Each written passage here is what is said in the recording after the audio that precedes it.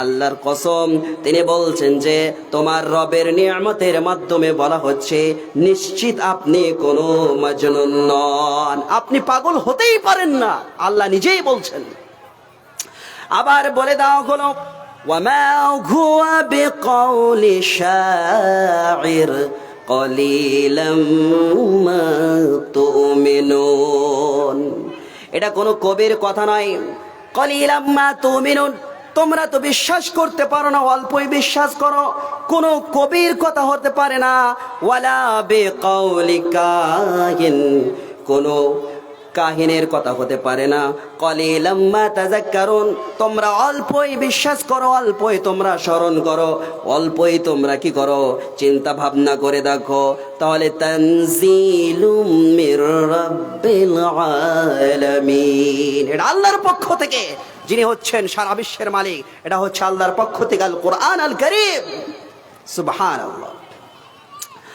আমরা জানলাম যখন নবী করিম সাল্লাল্লাহু আলাইহি ওয়াসাল্লামকে এইভাবে বলা হতে লাগলো, একদা এক সময় তিনি তখন বলতে লাগলেন, একজন সাহাবী যখন বলতে লাগলেন, হে আল্লাহর রাসূল, আপনাকে কাফেরেরা অপবাদ দিচ্ছে, আপনাকে পাগল বলছে, আপনাকে বিভিন্ন রকমের কথা বলছে, আপনি তাদের জন্য বদদুয়া করে দেন।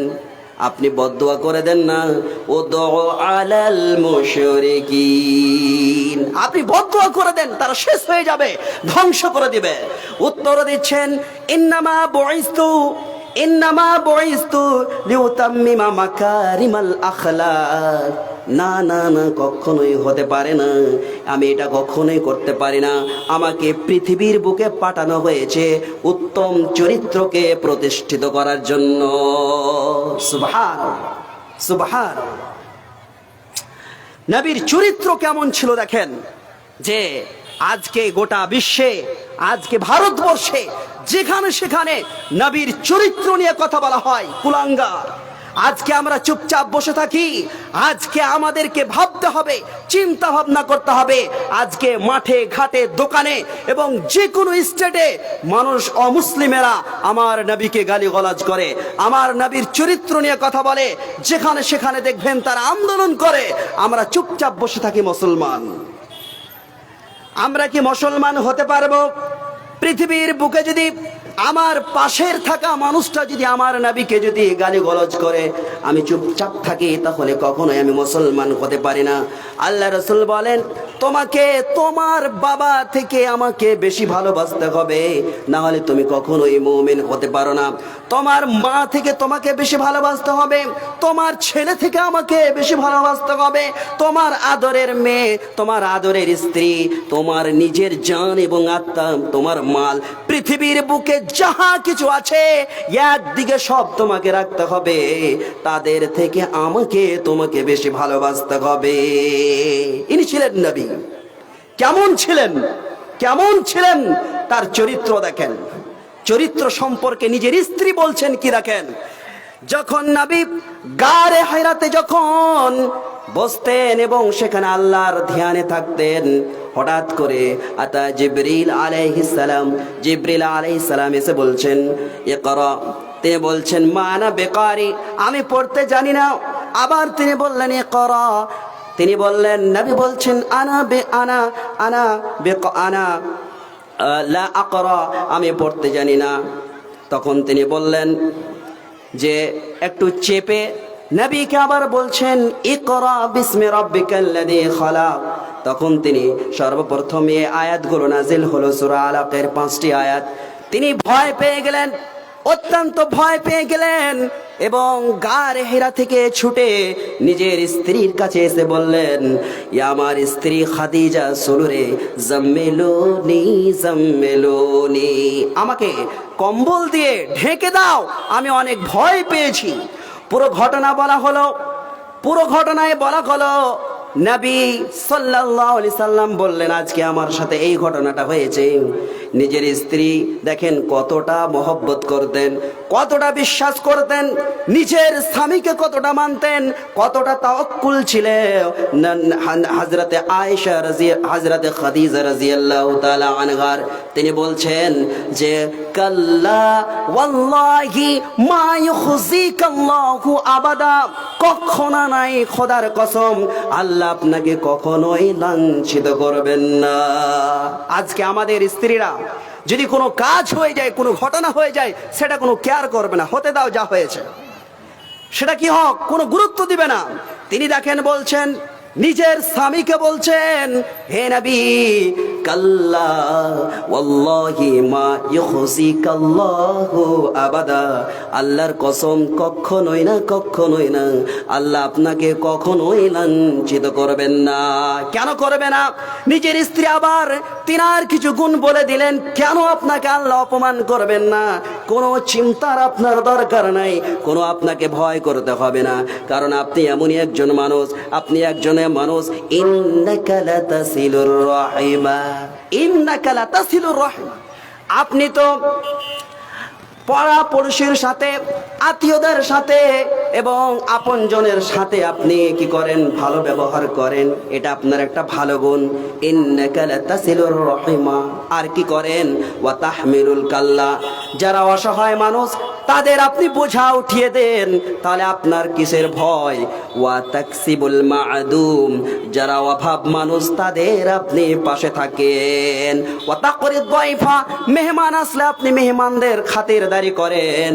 ওয়া তুঈনু আলা নাওয়াইবিল হক, এবং আপনি যা সত্যের পথে আপনি কি করেন? সহযোগিতা করেন। স্ত্রী তাহলে কটা কথা বললেন, ইন্নাকা লাতাসিলুর রাহিমা, আপনি আপনার আত্মীয়দের সাথে আপনি সৎ ব্যবহার করেন এবং আপনি কি করেন? আবার ওয়া তাহমিলুল কাল্লা ওয়া তাকসিবুল মা'দুমা ওয়া তাকরিউদ দাইফা ওয়া তুঈনু আলা নাওয়াইবিল হক। নিজের স্ত্রী বললেন, আপনার চরিত্র এমন, আপনার ভিতরে এই চারটা গুণ আছে। তিনি বললেন না, এই কথাও তো বলতে পারতেন, হে নবী আপনার কোনো ভয় নাই, কারণ আপনি রোজ গারে হিরাতে গিয়ে আল্লাহকে ডাকেন, আল্লাহর ইবাদত করতেন, আপনি নামাজ পড়েন, তাহাজ্জুদের নামাজ পড়েন, আর অমুক দুমুক করেন, এইগুলো কিছুই বললেন না। নিজের স্ত্রী বলছেন, আল্লাহর রাসূল গো, আপনি তো আপনি আত্মীয়দের সাথে ভালোবাসা রাখেন এবং যারা অসহায় মানুষ তাদের পাশে থাকেন এবং যারা অভাব দুঃখী মানুষ তাদেরকে আপনি কি করেন? সহযোগিতা করেন। মেহমান আসলে তো আপনি কি করেন? মেহমানের আপনি খিদমত করেন, মেহমানদের আপনি ভালোবাসেন, তাহলে কোনো অসুবিধা হবে না, কোনো অসুবিধা হবে না। সুবহানাল্লাহ। ইনি এমনই একজন স্ত্রী, এই স্ত্রীকে একদা এক সময় আতা জিবরিল আলাইহিস সালাম, জিবরিল আলাইহিস সালাম চলে আসলেন, এসে বলছেন, ইয়া মুহাম্মদ সাল্লাল্লাহু আলাইহি সাল্লাম, হাদিহি খাদিজা, ইনি হচ্ছেন আপনার স্ত্রী খাদিজা, ইনি হচ্ছেন আপনার স্ত্রী খাদিজা রাদিয়াল্লাহু তাআলা আনহা। তার কাছে আছে কিছু পেয়ালা, খাবার আছে কিছু, তার কাছে পানীয় আছে, জল আছে, এক্ষুনি আপনার কাছে আসবেন। হে আল্লাহর রাসূল শুনেন, শুনেন, আপনি তাকে বলে দিবেন, আপনার স্ত্রীকে বলে দিবেন, কি বলবেন? ফাকরা আলাইহাস সালাম মিন রাব্বিহা ওয়া মিন্নি। আপনার স্ত্রী যখন আপনার কাছে চলে আসবে, ওই যে দেখেন আপনার স্ত্রী সেখানে কাজ করছে, এক্ষুনি আপনার কাছে আসবে, আপনি কি বলবেন? ফাকরা আলাইহাস সালাম মিন রাব্বিহা ওয়া মিন্নি। হে আল্লাহর রাসূল, আমি জিবরিল বলছি, আল্লাহ স্বয়ং নিজে এবং আমার পক্ষ থেকে দুইজনের সালামটা তাকে পেশ করে দিবেন। সুবহানাল্লাহ। পৃথিবীর বুকে নজির নাই, কোনো মিসাল নাই, কোনো মেয়ে সম্পর্কে এরকম কথা যে মহান রব্বুল আলামিন আরশ আজিম থেকে সালাম পেশ করেছেন, তেনার নাম হচ্ছে খাদিজা এবং স্বয়ং সম্মানিত ফেরেশতা তিনি হচ্ছেন জিবরিল আমিন, তিনিও সালাম পেশ করছেন।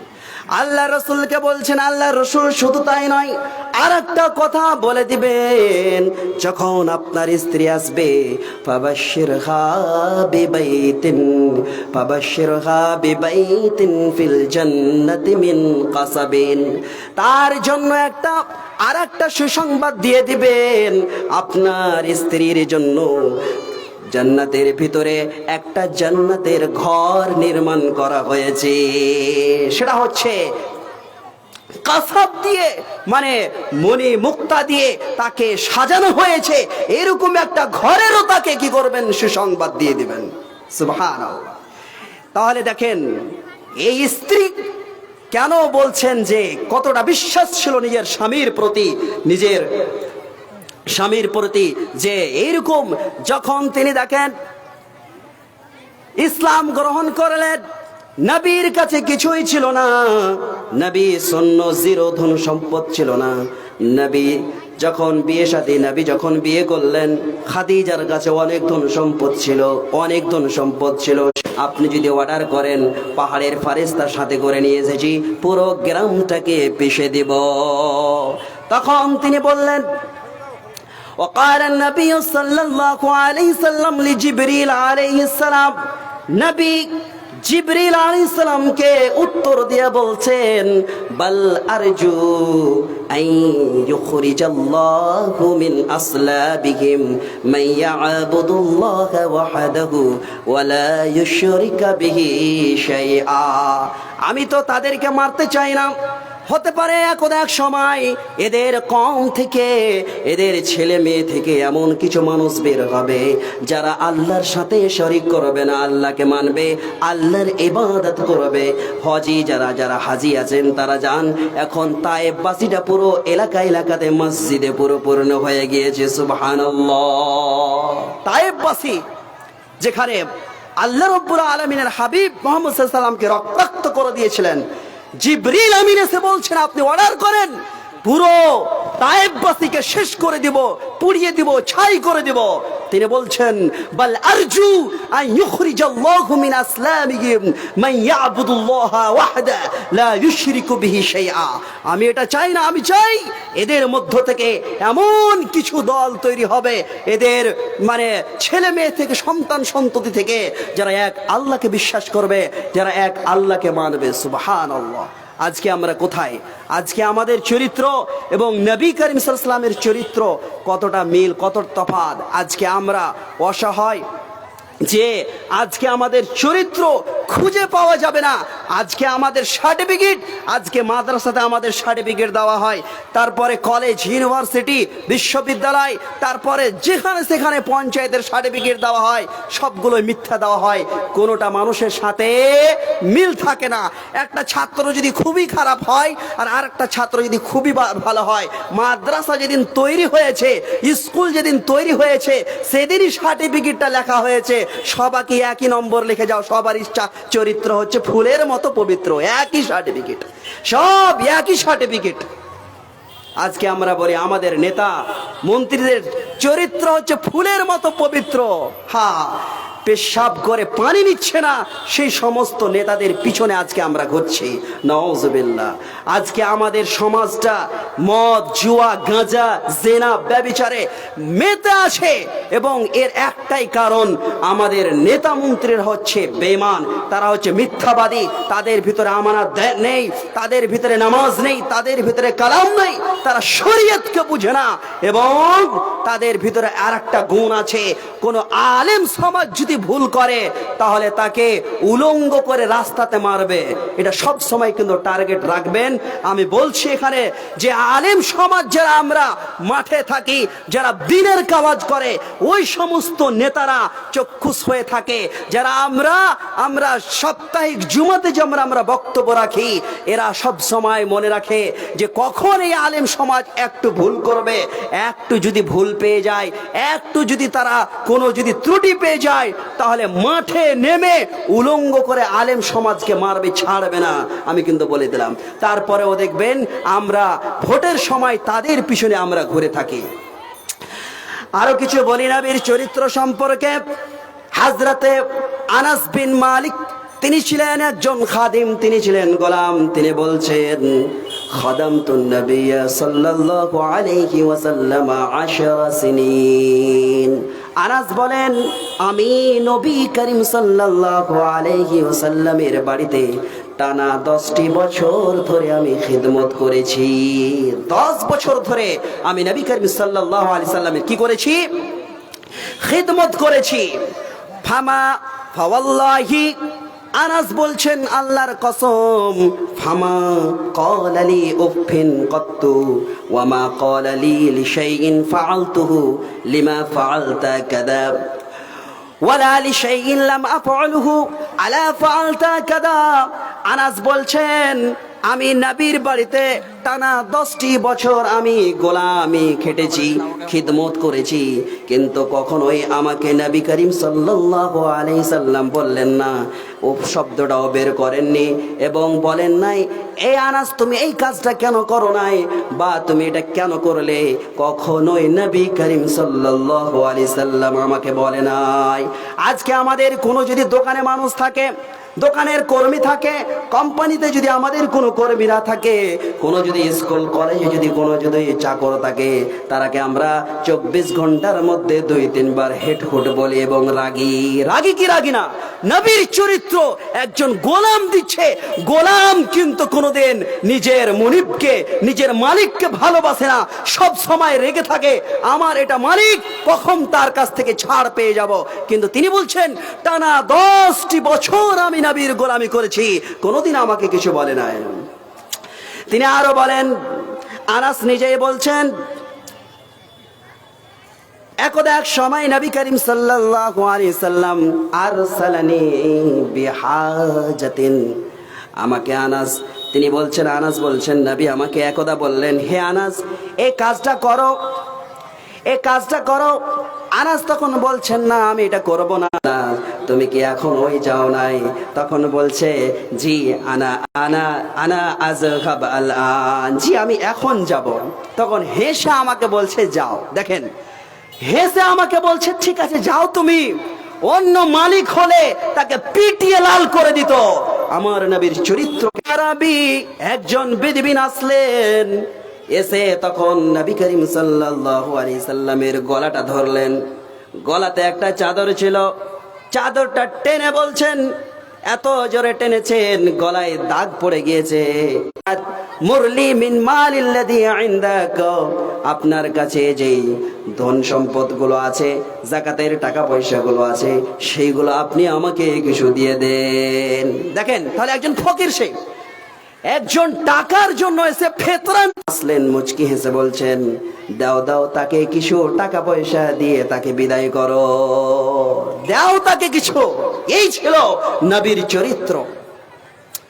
একদা এক সময় নবী করিম সাল্লাল্লাহু আলাইহি সাল্লাম, নবী করিম সাল্লাল্লাহু আলাইহি সাল্লাম মৃত্যুর সময় কাছে এসেছে।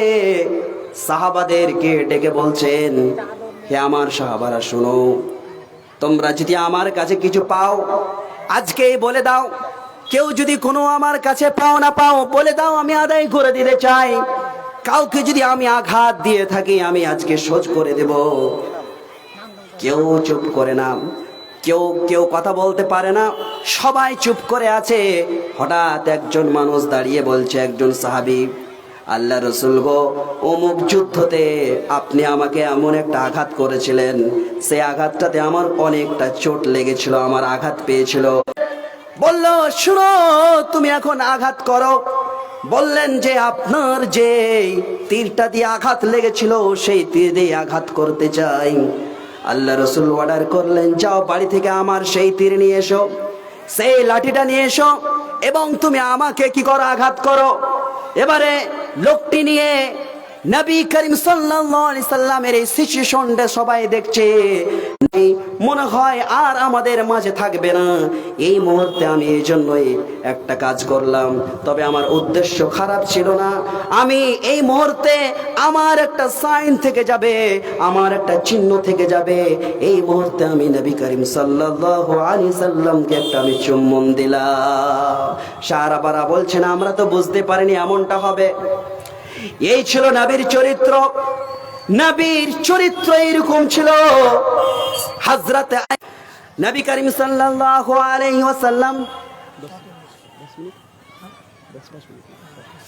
ঠিক আছে, নবী করিম সাল্লাল্লাহু আলাইহি সাল্লাম সম্পর্কে বলা হচ্ছে যে কানা রাসূলুল্লাহি সাল্লাল্লাহু আলাইহি সাল্লাম সাব্বাবান ওয়ালা ফাহাশান ওয়ালা লাআনান। নবী করিম সাল্লাল্লাহু আলাইহি সাল্লাম কোনদিন কাউকে গালি দেন নাই। নবী করিম সাল্লাল্লাহু আলাইহি সাল্লাম কোনদিন কাউকে অভিশাপ দেন নাই, কোনদিন কাউকে দেয়নি। নবীর চরিত্র ছিল এমন। একদা এক সময় নবী করিম সাল্লাল্লাহু আলাইহি সাল্লাম কাপড়ে নিজের জামাটা অনেকটা নোংরা হয়ে গিয়েছে, চিন্তা ভাবনা করছে, হায় রে যদি জামাটা একটু ভালো হতো, এরকম একটা চিন্তা ভাবনা। একটা মহিলা দেখলেন, একটা মেয়ে দেখছেন, নোটিস করছেন, বারবার দেখলেন যে নবী একই জামা বারবার পরিধান করছে। তিনি তখন একটা নিজের হাতে তিনি একটা জামা সেলাইতে শুরু করলেন। নিজের জামা যখন সেলাইতে শুরু করলেন,